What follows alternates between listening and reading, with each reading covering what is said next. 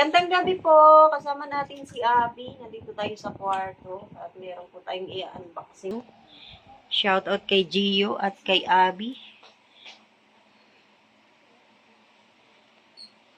Nandito po tayo sa kwarto dahil dito maliwanag. Dito po natin gagawin yung ating unboxing.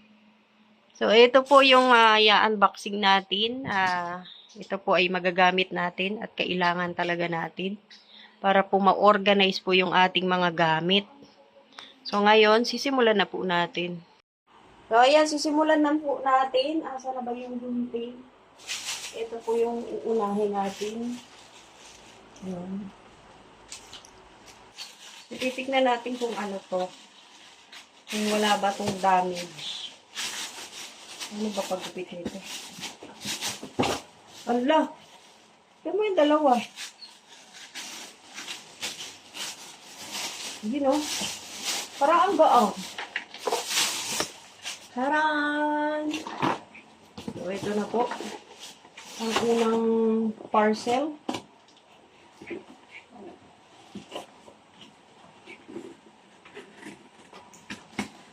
Habang naghaharo tayo, dalawang aso.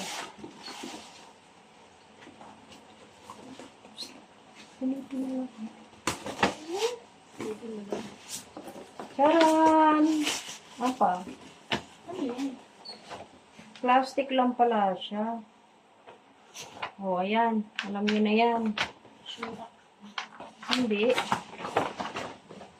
O, alam niyo ba kung saan natin to ilalagay? So, ayan. Ito ba ilalagay natin po sa CR? Gagawin natin siyang lalagyan ng mga paraphernalia doon. Akala ko bakal. Plastic lang pala. So, ayan, i-assemble natin. Akala ko naman mabigat. Hindi pala magaang. Plastic talagang literal. Paano ba to? Pagpapatong-patungin lang naman siya. Ganito. Ay, baliktad ano?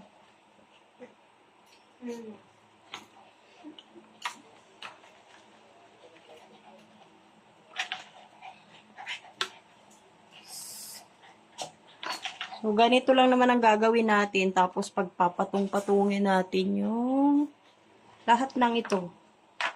Ganito lang naman paulit-ulit. Ayan, kaya ganito yung forma niyan para mailagay po natin sa gilid. Bubuuin ko muna bago ko ipakita. Nakita ka dyan ni Papa. Ganyan din natin nilang mag-asaga. Ano yung ano yung naka-box? Dalawa nga yan. Bakit ayaw?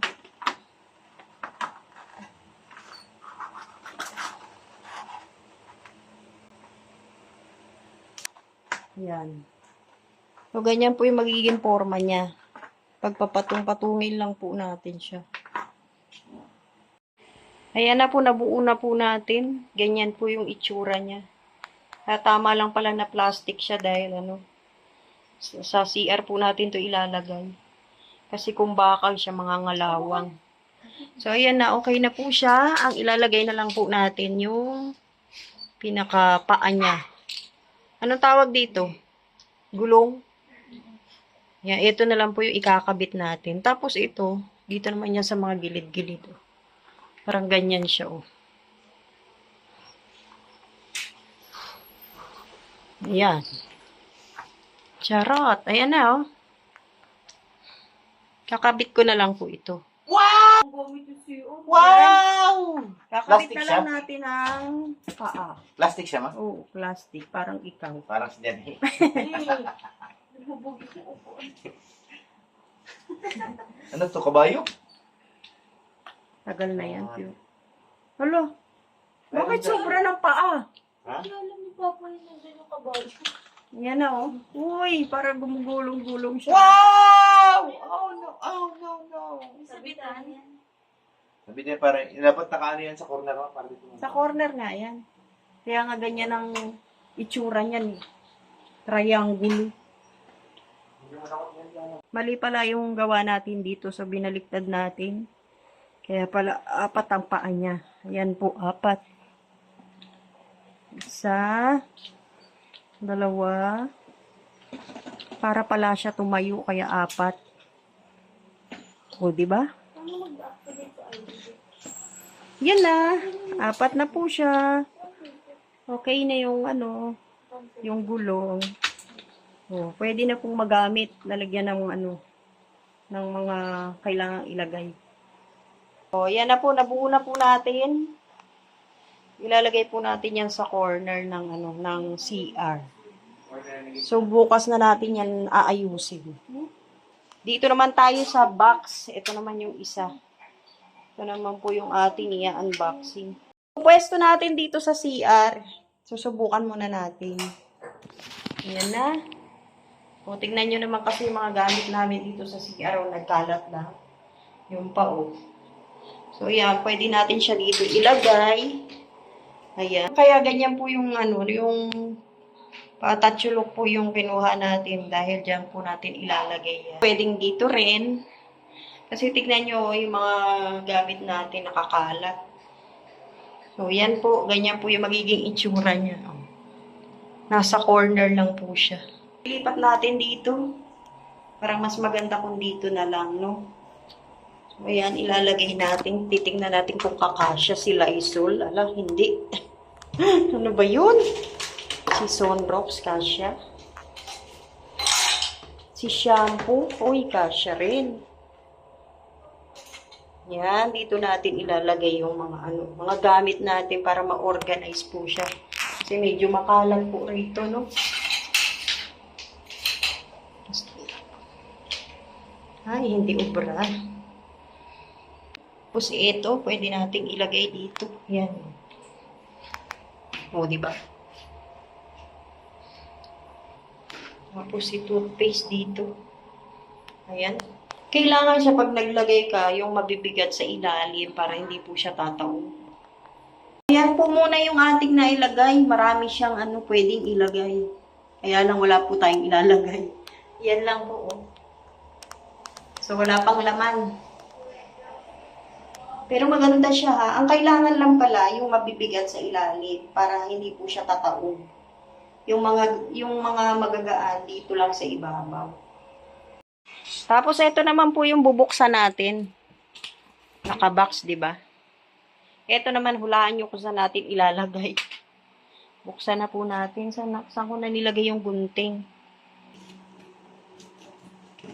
O kasi kailangan ko naman 'to. Dito naman 'to sa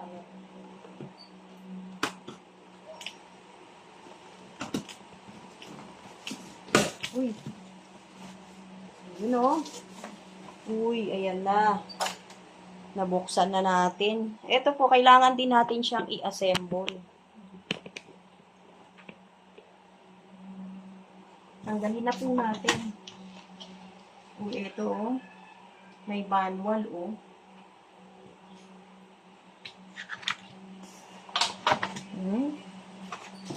Plastic din pala siya. Puro plastic. O, diba? Itatanggalin muna natin lahat.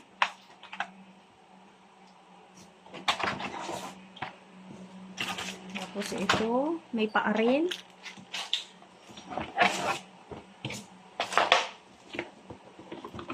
Ganito. Siguro nakikita nyo na to sa mga online. So, yan, i-assemble din natin. Ayan na po lahat, nailabas na natin. Ganito po yung magiging itsura niya, oh. Oh, ganito po yung gagawin natin. Simulan ko na. Game na! Ayan, gagawin na natin. Assemble na po natin siya. So, itong mga nasa gilid, ito yan, di ba?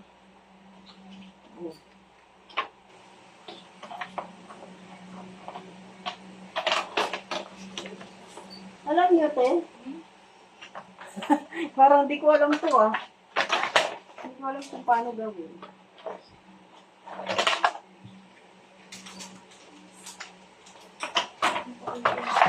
Ito muna. Tapos ilalagay natin ito dito.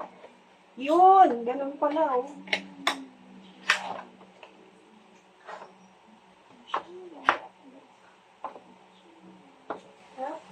Hindi ko ba alam kung paano. Promise. Ganon. Ganon. Oh. Ginawa niya na lahat. Tapos kami naman malindi. Yun oh. Sa gilid pala yun mo yung mga maliliit. Ito. Ayan. Ano yun? Nasa ilalim nito. Yan yata yung pintuan. Pag-iisipan ko muna kung paano.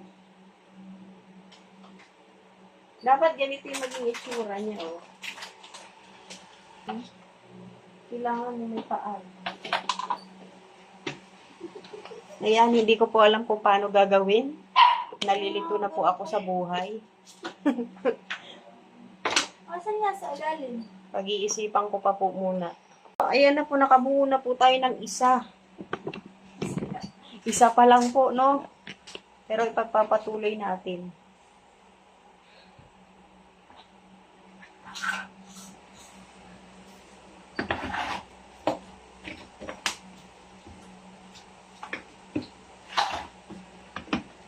Kailangan yung dito, kumakapit, ayan, oh, para matibay siya. Yung dito, yung ganito.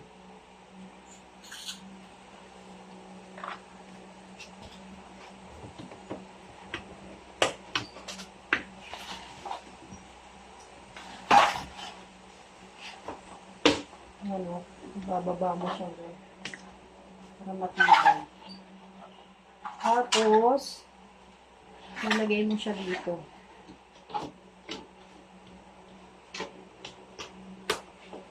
Malambot ang pagka-plastic mo.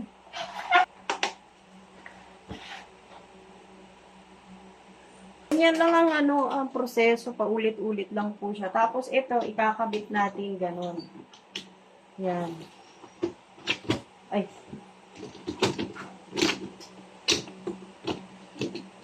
Ganyan lang siya, oh. Ganito kasi itsura niya, no, pagka nabuo. Yan, ganyan. So, tatapusin po muna natin, saka ko ipapakita pagtapos na. Yan na po, nabuo na po natin. Ganyan na po ang itsura niya pag nabuo. So, ito, hihilain mo siyang ganyan, tapos pababa. Oh, 'di ba? Ganyan po 'yan. 'Yun oh.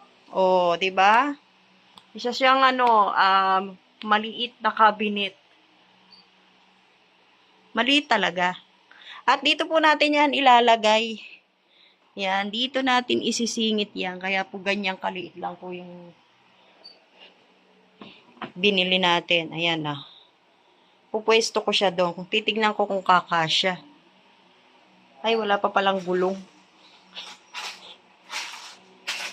Hindi pa pala natin to na ikabit.